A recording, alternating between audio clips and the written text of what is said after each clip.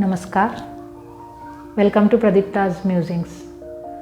Today I am going to read out the very beautiful story of how Sri Jagaddhatri puja started in the very humble household of Shyama Sundari Devi, the very devout, pious and very simple-hearted mother of Holy Mother Sri Sarada Devi.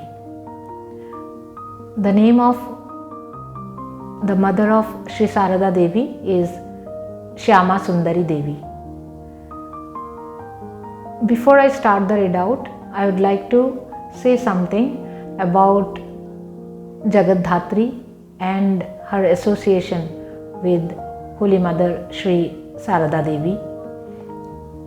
There is a great significance of Jagaddhatri Puja in Ramakrishna Math and Mission.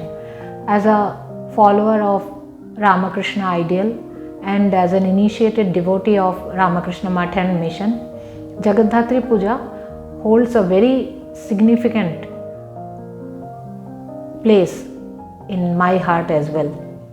Ma Sarada or Shri Ma or Holy Mother Sri Sarada Devi is herself Jagaddhatri incarnate.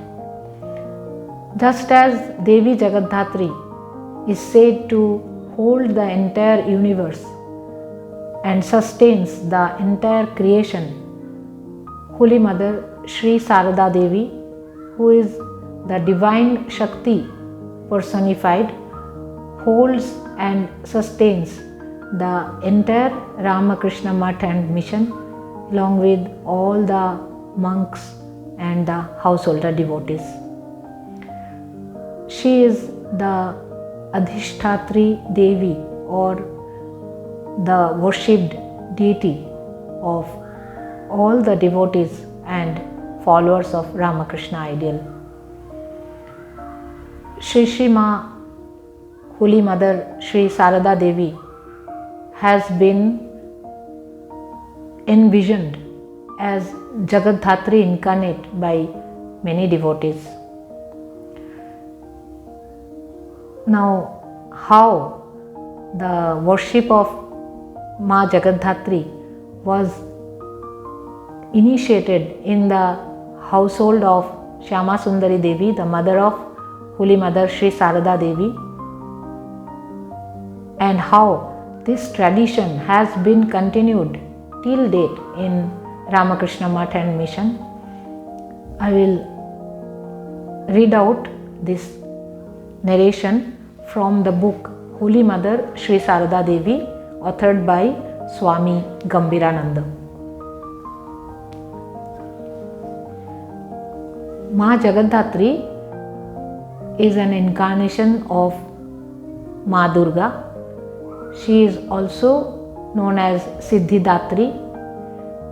She is the divine primordial female energy who sustains the entire creation. Sri Ramakrishna has said, if Devi Jagaddhatri does not hold the universe will fall. Sri Jagaddhatri has 4 hands holding Shankha, Chakra and the bow and the arrow. She rides a lion. She is reddish in color and she is flanked on 2 sides by her divine companions Jaya and Vijaya. She demolishes the ego of the Devatas, and in the form of Karindrasura or the elephant-headed demon, Ma Jagaddhatri demolishes the ego of everyone. Now I will read out the beautifully narrated story behind how Jagaddhatri Puja was initiated in Shyama Sundari Devi's household at Joyrambati, the parental place of Holy Mother Sri Sarada Devi.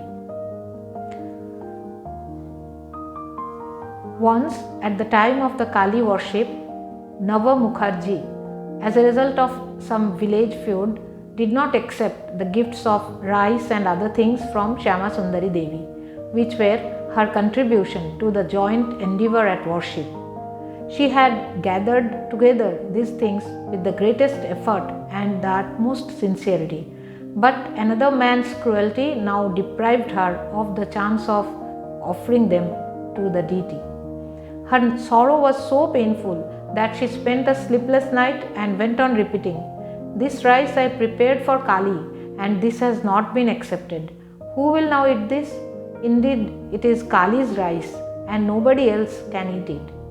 Then a deity appeared to her in a dream and awakened her by patting her body. Opening her eyes, Shyama Sundari Devi saw the deity, red in hue, sitting near the door with one leg placed over the other, who said, "Why do you weep? I shall eat Kali's rice. Why do you worry?" Shyama Sundari inquired, "Who are you?" The deity replied, "I am the mother of the universe. I shall accept your worship as Jagaddhatri." Next morning, Shyama Sundari Devi said to the Holy Mother, "Dear Sarada, who is that deity with red hue, resting one leg on the other?" The mother said, "She is Jagaddhatri, to be sure." Grandmother then said, "I shall worship Jagaddhatri." She went on talking about that worship off and on.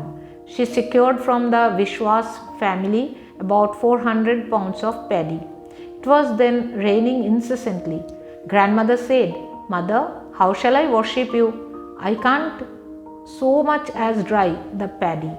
But through the grace of the goddess, it so happened that though it rained all around, grandmother's mat on which the paddy was spread had plenty of sunshine, and she got it husked and converted into rice.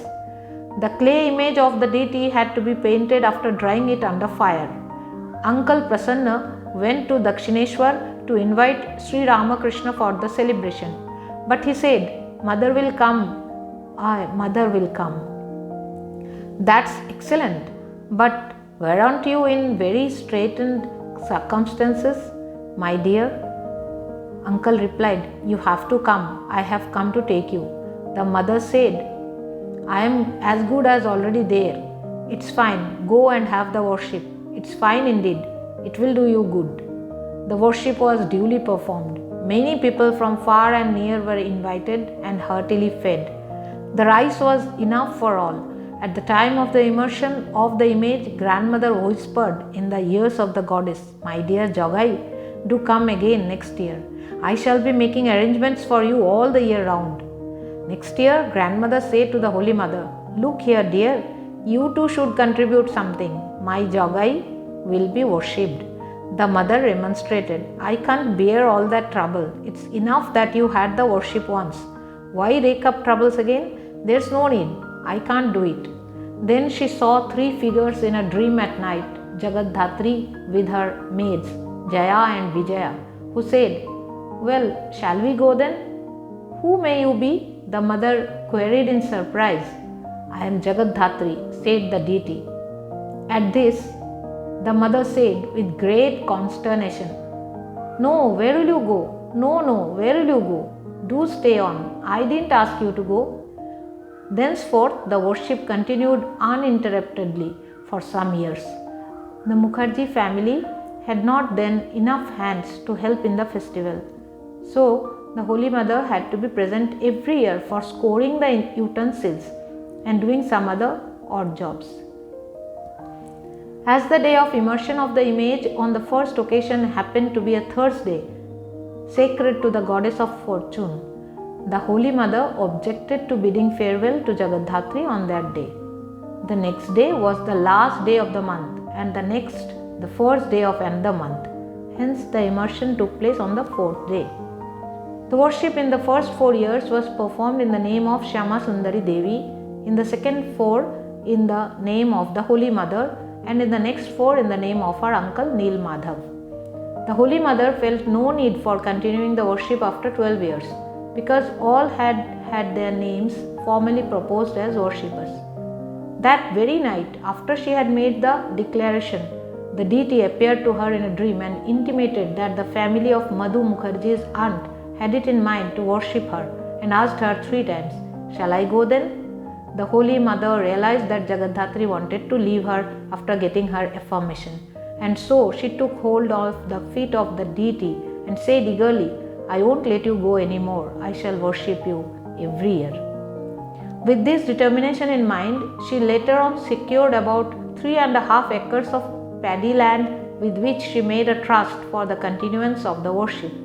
With the income from this land and some contributions from devotees, the authorities of the Ramakrishna Mutt, Belur, perform the worship every year with due pomp at the Mother's Temple at Joyrambati.